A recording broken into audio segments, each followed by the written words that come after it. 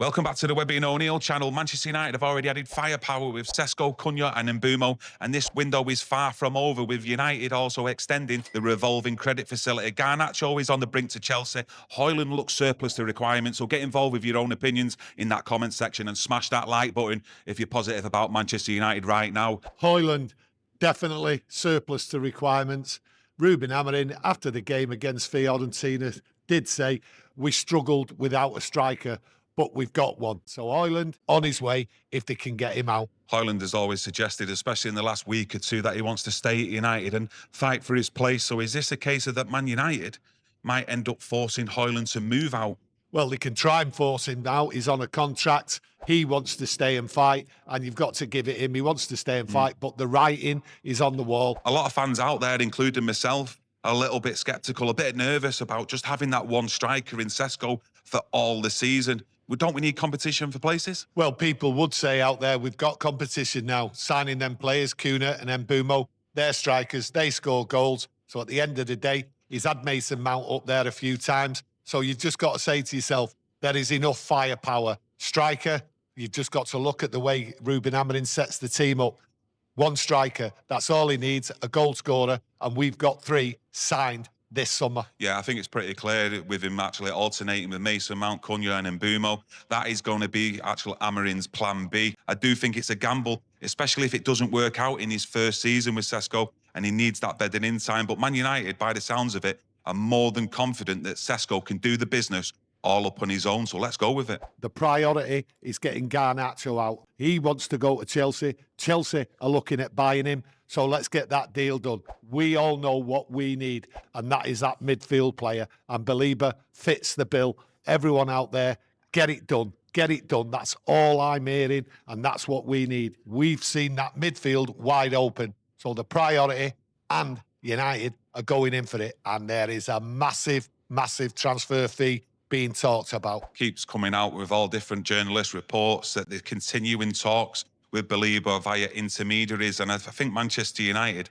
are actually going to go for it. I think as soon as they get the likes of maybe Højlund or Garnacho out of the door, I think they're going to go full throttle and try the best to go and get Baleba. Will we get Baleba for less than £100 million in today's market? Because Brighton clearly fancy him as a top player in the future and a top prospect, and I think he can come into Manchester United right now, even at his age, and do a job for us. Well, there's reports out there that Baleba has signalled that he wants Man United.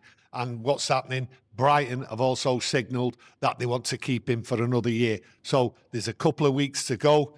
He's not played football. He won't be fit to start the season anyway, Baleba. Players are talking in his ear, apparently. That's what the reports are saying. Man United players are tapping him up. Absolutely brilliant. Can't believe it. Never used to go on.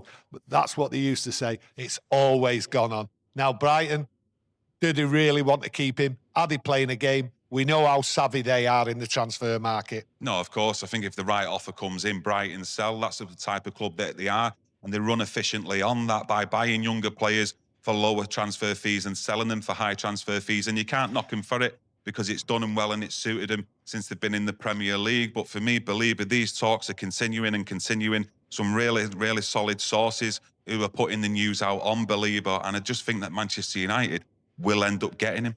As a United fan, got to say, right, it's all good news, this transfer window, okay? And you look at it and United are ready to act, and that's what you want.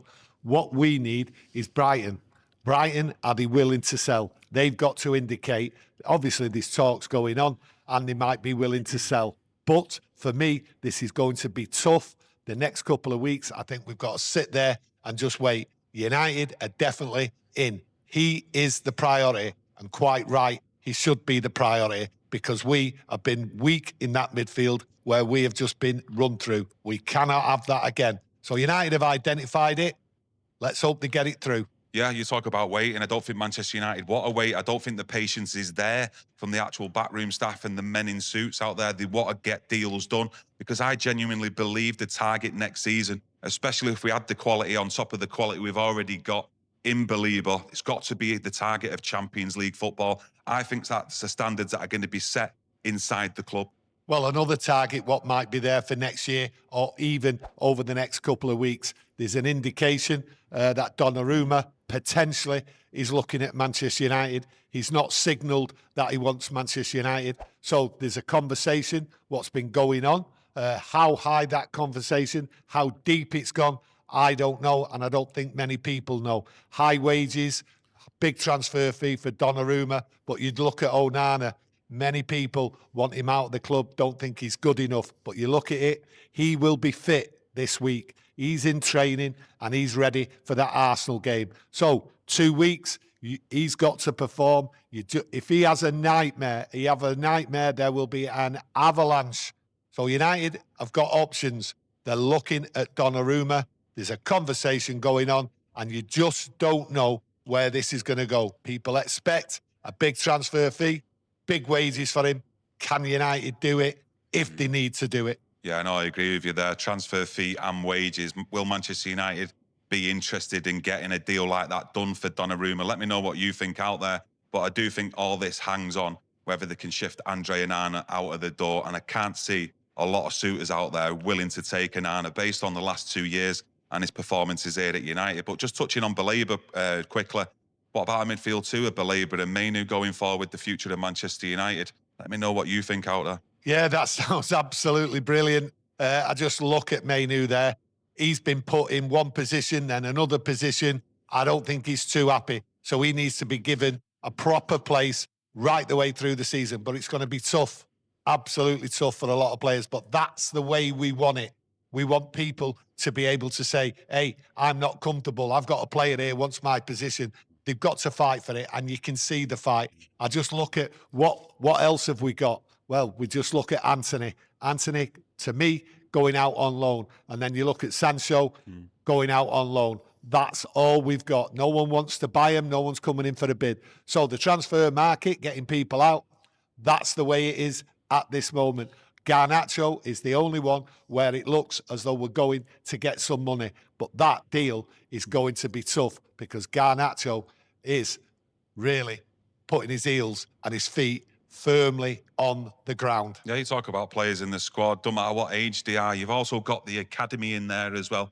And Manchester United will be putting an emphasis on these younger players to go and make that standard, make the grade and push for that first team. So challenges should be coming from everywhere, not just potential signings at Manchester United. These young kids as well should be pushing that door, knocking on the manager's door that they want to be in the actual squad based on the performances in the academy. And that's what it's all about here at Manchester United, trying to get them youngsters through from the academy and make it into the first team. We've already got Chido Obi. Will he actually be competition for Sesko coming into the new season? I'm a little bit dubious on that. I think it's a bit too early for him. But let's wait and see, and let's see what the plan is from Ruben Amorim and the team. Well, Ruben Amorim was brought in to help these youngsters and get them through into the squad and get them into that first team. But I think the challenge at this moment in time with bringing in players, especially with a strike force like what we've brought in with 3 players, it's going to be tough for Obi to even get on the pitch. So for me, a long way to go for these youngsters, but there's a target for them. Sesko news, I've seen a little bit from him in the last 24 hours. Will he make that starting 11 against Arsenal on the weekend? Some reports are suggesting that he might actually make it. I'm not too sure. I think we might see 20 minutes of him off the bench, but it'd be good to see him against Arsenal on the weekend. But we thought I'd just do a bit of a brief overview, the latest news that's out there, get a bit of a conversation going between you all out there so you can get involved in that comment section. And don't forget, smash that like button if you're confident and you're buzzing about Manchester United going into this season. Thanks for joining us, and we'll see you again soon. Thank you. Thank you.